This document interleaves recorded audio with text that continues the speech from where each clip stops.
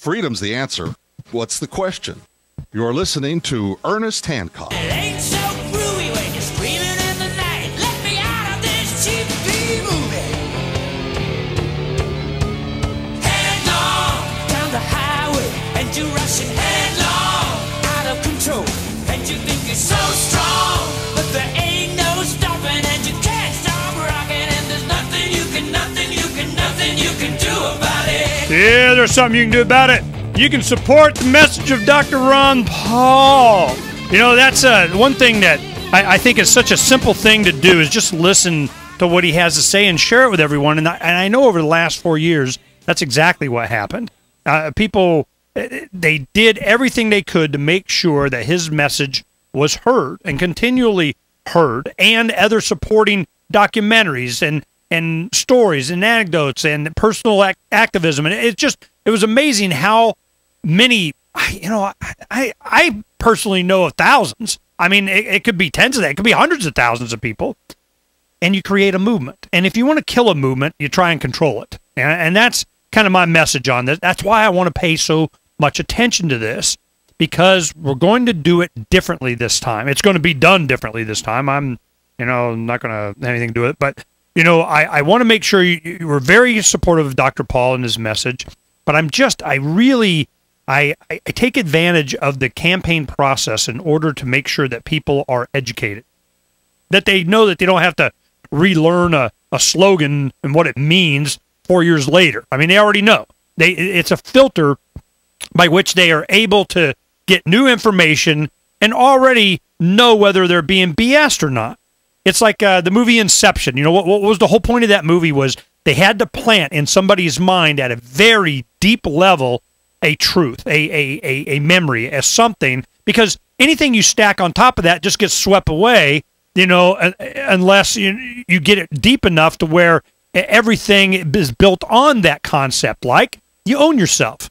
How about, I own myself? Well, we need to take away your freedom a little bit, for security or for prosperity or for what. You go, you know what? I own myself, and none of that makes any sense to me. Thanks, next person.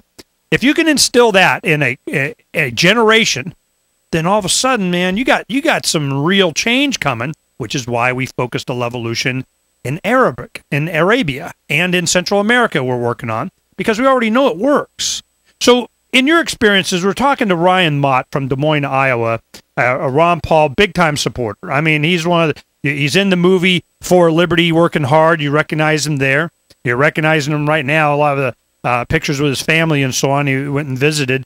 And I'm wondering, the people that were in support of the other campaigns, I remember when we were in New Hampshire, and you're talking to the other people that were there for Obama and Hillary and kind of stuff. I remember the conversations. Sometimes some of the guys would actually engage them in conversation and ask them why they were there supporting them. And it was very superficial. Well, here's where the women are, or, we need more government programs or something. And I'm wondering if those kind of conversations happened at the Iowa straw poll. Was there this kind of, they're trying to convince you to come over to Bachman or something? Did that happen? Oh, my gosh, yeah, that was the whole time. It's almost like they focused on their area. But like I said, we didn't venture on to the other places, but in the huge area Ron Paul is at, we had the Kane people soliciting us. One of the pictures, you'll see a huge line waiting to get our lunch, and there's a couple guys coming for Tim Pawlenty there, and it was kind of laughable, actually, to think that we're going to, change our vote when we're already there in the Ron Paul area. But, yeah, it seems like all the other, campaigns were kind of focusing, and it's probably their grassroots supporter, but it seems like they were just supporting on the Ron Paul group of people, and it seems like last time it was the other way around. But yeah, we had a huge presence there.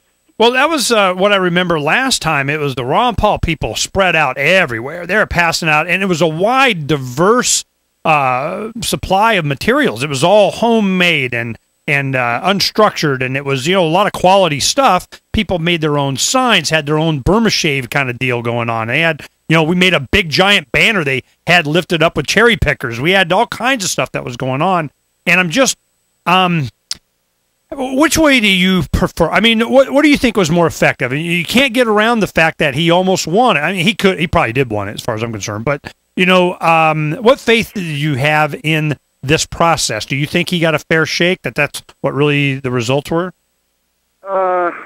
It's so hard to tell because that's the one reason why I wish I went over to the other side, just to see how many people really were over in the Bachman area, because it was kind of deceptive because there was all Plenty shirts and all Ron Paul shirts. So I don't know if there were no Bachman fans there or they just weren't wearing their shirts, or maybe they didn't get free shirts like we did, but it was kind of hard to tell unless they were there for Plenty or Ron Paul exactly who they were supporting. But I had a way better time last time just because it was just the atmosphere, like your heart was pumping the whole time, and I don't know, something was different about it. We had the march that went through that whole area. That was a spontaneous little march that got us a bunch of crazy looks because we had the drummers there playing their thing, and I mean, that type of stuff is fun to me. But at the same time, I was with my family, and I got to see them witness kind of a political event for the first time, so that was really cool too. And we still had a good time, and for some reason, a lot of time we were the center of attraction. That's why I like to bring those hats and just little things that make you stand out and get people to talk with you. Stephanie wouldn't let me bring my Obama mask, so I had some awesome plans for that. But maybe the next Tea Party event, I'll go there with that. I'm glad that you were able to give us a perspective from someone that was so active last time and this time, and you gotten older. You got family. You're starting to get all settled and everything.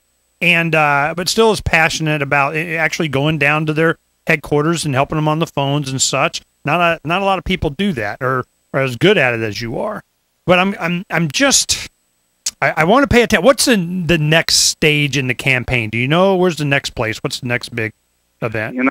I haven't even heard anything of that yet. So I guess I haven't been in the headquarters or called anybody, but I'm so pumped up from this weekend and how good he did. I'm ready to get going now, and I just sometimes I wish I were in Phoenix or places like Minnesota or New Hampshire, where it seems like the political environment with the young people it's like its own little movement here, and there just doesn't seem to be anything going on in Des Moines. So I'm ready to get back out there and knock on doors if I have to. Whatever. I just don't know what's most effective. Honestly, I think the message that you send is the most effective. It may take longer, but like I was saying that one time, it's winning the war, not the battle. And well, you let me know what help you need. You already got some big giant stock with me, and whatever you need, I got plenty of stuff. Heck, I can get you gazillions DVDs. Heck, just passing out the For Liberty movie that wouldn't hurt. Pardon me. I said I've done that before. That's a piece of cake. Well, you let me know what you need. I'll supply. And we've been doing this around the country. I've been getting a lot of calls from people that we worked with in the past, and they're I'd like to have this, or where can I get that, or what, so we have like set packages, and so we just send them, look, you're going to do it yourself, and here's how, and here's where you get the supplies, and here's the art that you need, and here's, and rock on and peace.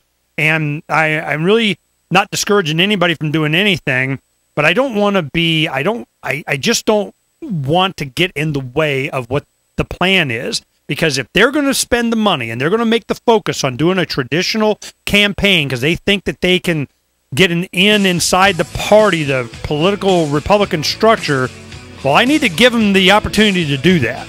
It's important that they be able to demonstrate if that's the way to go or not. I already got my opinion, but I'm not going to get in the way of it. Hey, Ryan, is there anything else you wanted to say? No, I don't really have time. I was just going to thank you for your recent guests, and I heard you were on the Power Hour. That show really changed my life when I was going through a rough time, and just love the show. Hey, it's great talking to you, man.